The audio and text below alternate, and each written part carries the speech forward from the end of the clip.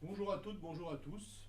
Il y a presque 2 ans, lorsque M. Philippe Hanche, le président du Centre mondial de la paix, des libertés et des droits de l'homme, m'a demandé de réfléchir à un dessert emblématique réunissant la culture franco-allemande, j'ai immédiatement donné mon accord pour relever ce défi.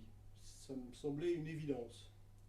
En préalable, il était nécessaire de réfléchir aux spécificités de la pâtisserie française, de la pâtisserie allemande, pour poser les bases de ce projet. Pour enrichir cette réflexion, j'ai souhaité m'entourer de 2 spécialistes. Du côté français, un nom s'est tout naturellement imposé, celui de Christelle Bruat, la talentueuse chef pâtissière de l'Élysée, élue meilleure pâtissière du monde. Du côté allemand, j'ai aussi pensé immédiatement à la non moins talentueuse Anna Plagins, à la tête de la pâtisserie du Bonheur à Berlin.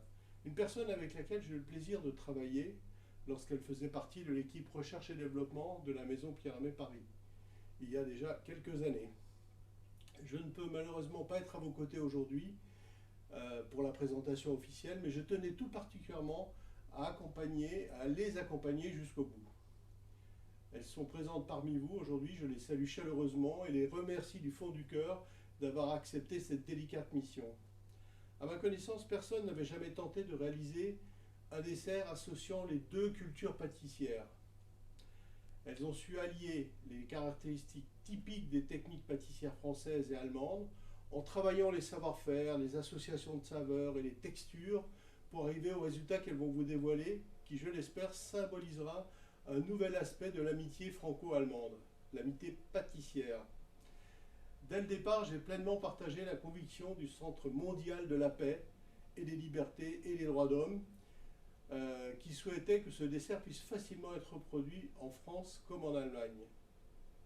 Avant de leur laisser la parole, je voudrais terminer ce discours en saluant les chefs des chefs d'État présents aujourd'hui. Je voudrais en particulier m'adresser à Fabrice Desvignes et Ulrich Kertz.